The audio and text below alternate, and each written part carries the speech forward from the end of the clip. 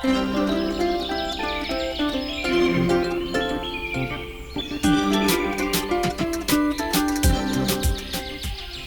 जंगल था जिसमें सारे कौवे ही रहते थे। इसी जंगल में गोरी कौवी रहती थी जो बहुत आलसी और कामचोर थी। अरे, बारिश कितनी तेज़ हो रही है और मुझे भूख भी बहुत लगी है। अब मैं क्या करूं? इस जंगल में तो कोई किसी के काम नहीं आता। ऐसा करती हूँ कि साथ वाले जंगल जाती हूँ, वहाँ से कुछ मिल जाएगा। मगर मुझे कोई ड्रामा करना होगा। तो गोरी दूसरे जंगल चले जाती है। बारिश तो बहुत तेज़ है। ऐसा ही ना हो कि मेरे पंख गीले हो जाएं और मैं यहीं पर गिर जाऊं। मुझे जल्दी से जंगल जाना होगा। तो गोरी तेज़ बारिश में जैसे तैसे करके पहुंच जाती है। गोरी सबसे पहले टोनी के घर जाती है। अरे, घर में कोई है जो मेरी मदद कर सके? मैं बूढ़ी कौवी हूँ, मेरे पास खाने को कुछ नहीं और मैं अंधी भी हूँ, और ऊपर वाले के नाम पर मुझे कुछ खाने को दे दो। इतनी तेज़ बारिश में कौन आ गया है जो मदद मांग रहा है? तो टोनी घर से बाहर आती है और सामने एक कौवी थी। सुंदर चिड़िया, मुझे कुछ खाने को दे दो। मैं 2 दिन से भूखी हूँ और अंधी भी हूँ। मेरी मदद कोई नहीं करता और ना ही मुझे कोई खाना देता है। अभी मेरे पास एक सेब ही है जो मैंने अपने बच्चे के लिए रखा था। लो, तुम खा लो।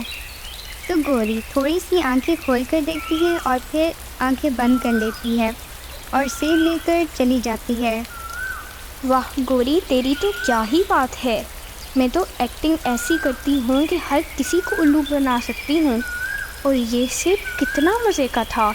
अब फ़ौरन घर जाती हूँ। तो गोरी घर चली जाती है। कुछ ही देर में गोरी को फिर से भूख लगती है और वो फिर से इसी जंगल जाती है और इस दफ़ा वो लाड़ू के घर जाती है। अरे, घर में कोई है जो मेरी मदद कर सके? मैं बूढ़ी कौवी हूँ, मेरे पास खाने को कुछ नहीं है और मैं अंधी भी हूँ, और ऊपर वाले के नाम पर मुझे कुछ खाने को दे दो। तो लाड़ू घर से बाहर आ जाती है। ओ चिड़िया, मेरी मदद करो। मैं अंधी हूँ, इतनी तेज़ बारिश में भोजन नहीं ढूंढ सकती। तुम मुझे कुछ खाने को दे दो, तुम्हारा भला होगा। तो लाड़ू इसे कुछ गंदम की बालियाँ दे देती है और वो आंखें खोल कर देखती है और वो बालियाँ लेकर वहाँ से रफू चक्कर हो जाती है। गोरी, तेरा तो कोई जवाब ही नहीं। मैं तो हाथों हाथ पक्षियों को लूट सकती हूँ। फिर लाड़ू के घर में मीनू मौसी जाती है। मीनू मौसी के पास भी कुछ खाने को नहीं था। वो लाड़ू के घर कुछ भोजन के लिए गई थी। अरे लाड़ू, दरवाज़ा खोलो।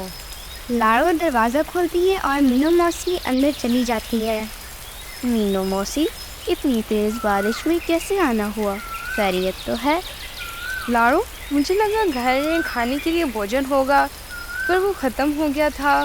मुझे खाने को दे दो, भूख बहुत लगी है। मीनू मौसी, अभी कुछ देर पहले एक अंधी कौवी आई थी। वो भी कुछ खाने के लिए मांग रही थी, इसलिए मैंने इसे कुछ गंदम की बालियाँ दे दी। अब मेरे पास भी थोड़ी सी है, वो ले लो, इससे गुजारा हो जाएगा।